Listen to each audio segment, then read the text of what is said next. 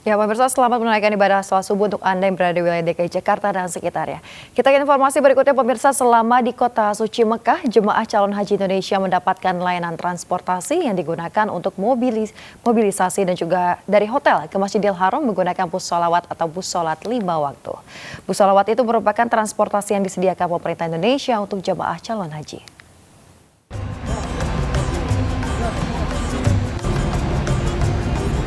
Inilah bus solawat. Istilah solawat merupakan kepanjangan dari sholat 5 waktu. Kementerian Agama Republik Indonesia setiap tahunnya menyediakan layanan transportasi untuk memudahkan jemaah calon haji dalam melaksanakan ibadah di kota kelahiran Nabi. Bus solawat didesain secara khusus, mengingat pada tahun ini banyak jemaah lansia yang diberangkatkan untuk menunaikan ibadah rukun Islam yang kelima.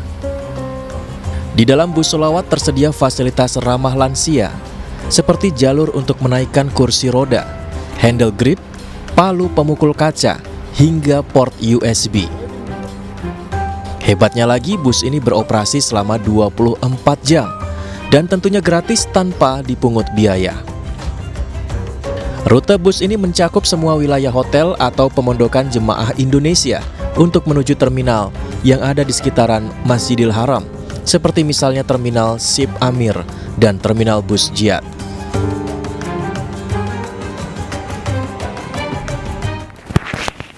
Pemirsa, melaksanakan umroh wajib tidak akan terasa sempurna jika jemaah calon haji tak melaksanakan sholat fardu di Masjidil Haram. Namun perlu diperhatikan waktunya agar para jemaah bisa nyaman dan aman dalam beribadah di Tanah Suci.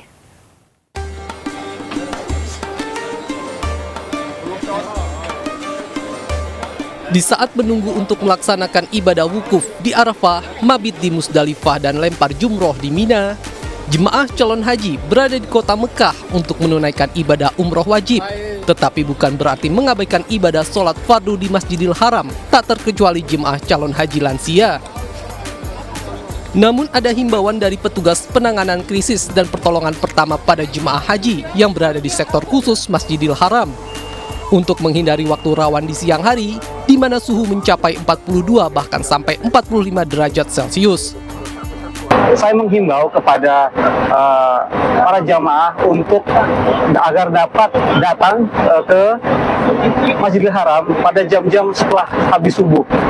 Jadi sebelum jam 7 sudah ada berada di sini. Kemudian pada sore hari, mulai dari jam 6 sore sampai malam, artinya kita hindari matahari secara langsung untuk menghindari terjadi dehidrasi atau kecapean atau terjadi serangan panas atau yang kita sebut heat stroke. Bagi jemaah lansia yang sholat subuh di Masjidil Haram, diharapkan pukul 7 sudah harus kembali ke hotel mereka. Bagi jemaah yang akan beribadah di Masjidil Haram sore hari, bisa berangkat dari hotel pukul 18 hingga malam hari agar terhindar dari sengatan matahari langsung yang cukup panas. Dari Mekah, Arab Saudi, Ahmad Tasori, iNews melaporkan. Dan pemirsa, kini kita akan bergabung bersama rekan Dewi Murtiningrum yang berada di Madinah, Arab Saudi untuk mengetahui bagaimana informasi terkini dari pelaksanaan ibadah haji di sana. Assalamualaikum, selamat pagi waktu Indonesia, Dewi. Dewi, berapa jumlah jemaah yang sudah tiba di Madinah saat ini dan bagaimana kondisi mereka di sana? Silakan. Waalaikumsalam warahmatullahi wabarakatuh. Seusai melaksanakan ibadah Arba'in sejak 4 hari yang lalu, jemaah haji Indonesia mulai bergeser dari Madinah menuju ke Mekah Al-Mukarramah untuk melakukan rangkaian ibadah haji, ke Mekah Al-Mukarramah untuk melakukan umroh wajib bagian dari rangkaian ibadah haji. Lebih dari 20.000 jamaah telah bergeser ke Mekah Al-Mukarramah. Jamaah yang sebelumnya melaksanakan umroh wajib akan melakukan mikot.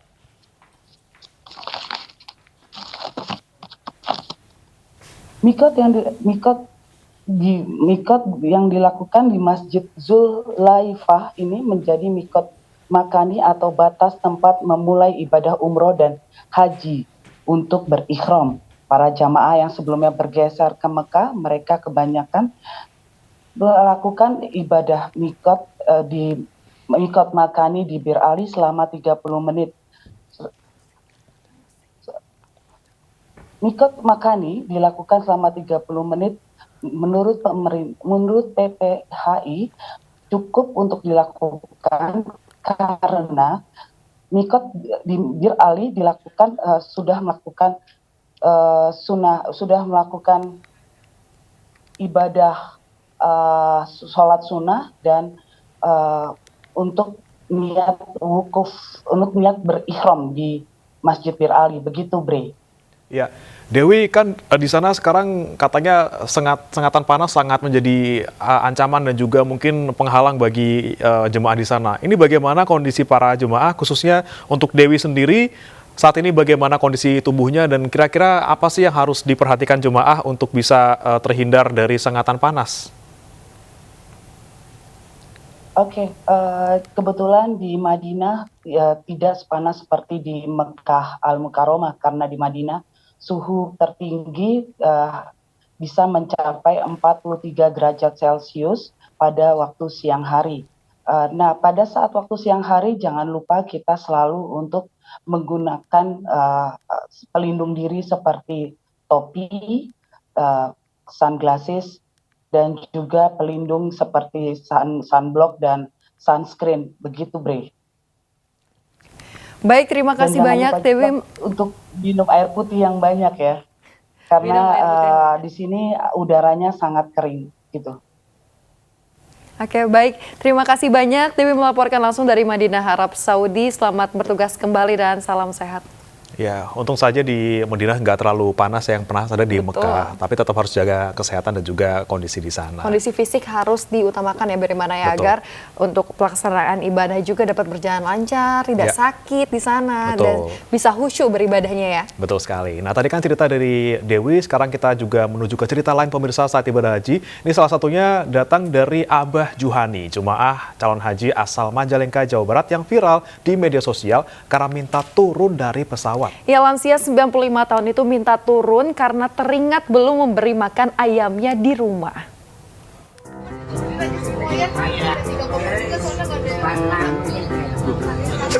Viral di media sosial, seorang kakek memaksa pramugari minta turun dari pesawat. Jemaah calon haji asal Majalengka ini teringat ayamnya di rumah yang belum diberi makan.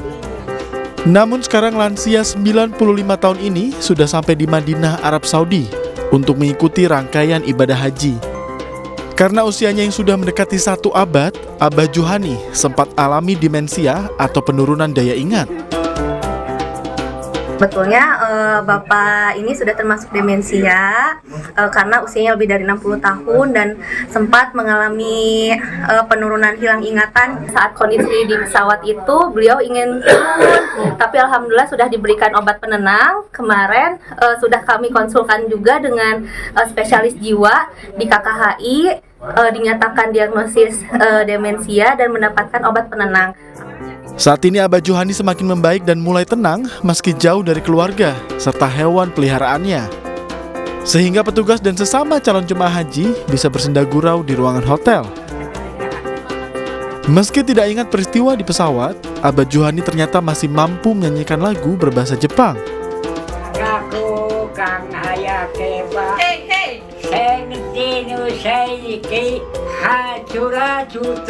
Abah Juhani adalah satu dari sekian banyaknya contoh jemaah lansia yang mengalami demensia karena lanjut usia. Hal ini menjadi tantangan tersendiri bagi petugas PPIH untuk ikhlas melayani, terutama lansia yang berangkat seorang diri tanpa keluarga pendamping ke Tanah Suci.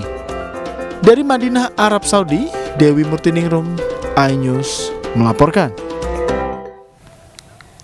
Pemirsa, tangis haru mewarnai pelepasan jemaah calon haji di Polewali Mandar dan juga Medan. Rombongan pengantar bahkan berdesakan berusaha mendekati bus yang dinaiki para jemaah.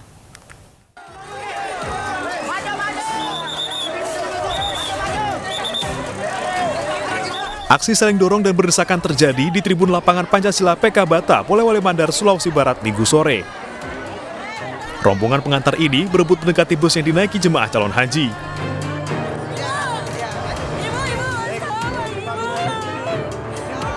Bahkan ada yang menangis haru demi berpamitan melepas keberangkatan keluarganya berhaji. Petugas pun berusaha menghalau para rombongan pengantar demi keamanan para jemaah. 393 jemaah calon haji kloter 17 asal Polewali Mandar diberangkatkan menuju embarkasi Hasanuddin Makassar menggunakan 14 bus. Jemaah kita sampai hari H pemberangkatan hari ini itu berada dalam kondisi sehat walafiat, dan kita berharap khususnya kepada lansia-lansia ini betul-betul mereka mendapatkan perhatian dari petugas, kemudian dari jamaah sesamanya. Tangis haru juga mewarnai pelepasan 288 jemaah calon haji kloter 13 di Pendopo Zahir Batubara, Sumatera Utara. Mereka rela berjemur di bawah terik matahari demi mengantar keluarga mereka yang akan berangkat ke Tanah Suci. Sebelum diberangkatkan, para ketua kelompok rombongan dan petugas haji daerah menerima alat komunikasi radio dan uang saku. Hari ini kita berangkatkan jumlahnya 288, kloter 13, tapi ada tambahan dari Binjai juga dari kota Medan kalau nggak salah. Sehingga kloter 13 ini bukan warga Batubara saja, tapi juga ada warga Binjai dan kota Medan kalau tidak salah. Ratusan jemaah ini akan dibawa menuju asrama haji Medan untuk kemudian diterbangkan ke Tanah Suci. Pemirsa, akibat mengalami pecah ban, minibus yang membawa keluarga calon jemaah haji terguling di jalan tol Solo-Semarang. Minibus berplat nomor Z7434NC kecelakaan tunggal di Jalan Tol Solo-Semarang jalur B, kilometer 453-900 Kota Salatiga, Jawa Tengah pada Minggu siang.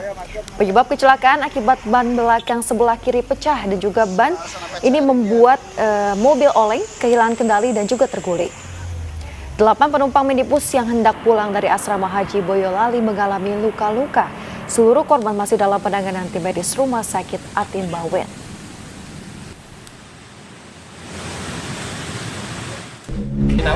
Yang 8. Ya. Nah, terus yang sudah di ronsen 4 orang. Iya. Jadi totalnya dari 13 penumpang itu 8 orang dirawat di rumah sakit ini, Pak ya. Ya. Kondisinya seperti apa, Pak? Sementara ada yang retak, ada yang luka-luka, lecet gitu. Diduga sopir mengantuk, sebuah minibus terjun ke jurang sedalam 15 meter di Jember, Jawa Timur.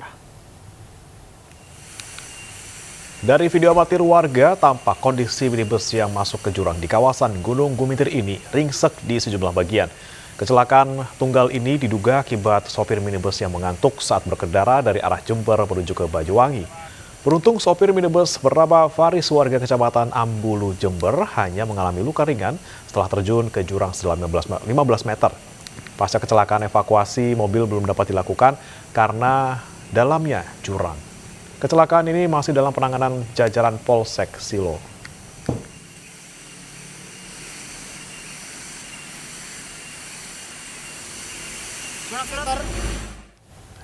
Sebuah minibus mengalami kecelakaan tunggal masuk ke saluran air di wilayah Jalan Wijaya Kusuma, Kabupaten Mojokerto kemarin pagi. Akibat kecelakaan ini, 8 pelajar yang akan mengikuti lomba voli mengalami luka-luka.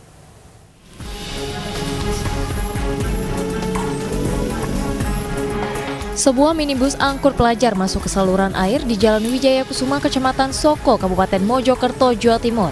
Petugas PMI Kota Mojokerto berupaya melakukan pertolongan dan evakuasi terhadap para korban yang mengalami luka-luka. Kejadian bermula saat minibus melaju dari arah Kota Mojokerto menuju Kecamatan Bangsal dari Trowulan. Para korban akan mengikuti lomba voli di Kecamatan Bangsal hingga alami kecelakaan tunggal. Para korban langsung dievakuasi oleh warga dan dibawa ke Rumah Sakit Profesor Wahidin Sudirohusodo, Kota Mojokerto. Dalam kecelakaan ini, para korban mengalami patah di kaki sebelah kiri, diduga karena berhimpitan saat minibus masuk saluran air dan menabrak jembatan kecil. Berisikan anak-anak bimbingan belajar dari Trowulan menuju ke Bangsal, bahasanya itu Bangsal ke Mejono. Jadi kejadian itu sekitar 5-15 menit. Tidak tahu kenapa tiba-tiba saya mendengar suara yang sangat keras dan saya keluar dari rumah, ternyata ada mobil Innova ini sudah mengalami kecelakaan. Penumpangnya berapa? Penumpangnya ada 7. Kondisinya ada sekitar 5 tadi yang mengalami patah tulang, yang lainnya luka-luka ringan. Semua korban adalah para pelajar peserta kursus sebuah lembaga pendidikan yang akan ke Desa Mejoyo, Kecamatan Bangsal, Kabupaten Mojokerto untuk mengikuti lomba voli. Dari 8 korban, 1 diantaranya mengalami luka parah di kepala, diduga pengemudi mobil mengantuk dan kelelahan. Namun, untuk mengetahui penyebab pasti, Satuan Lalu Lintas Polres Mojokerto masih melakukan penyelidikan. Dari Kabupaten Mojokerto, Jawa Timur, Solahuddin Ainus melaporkan.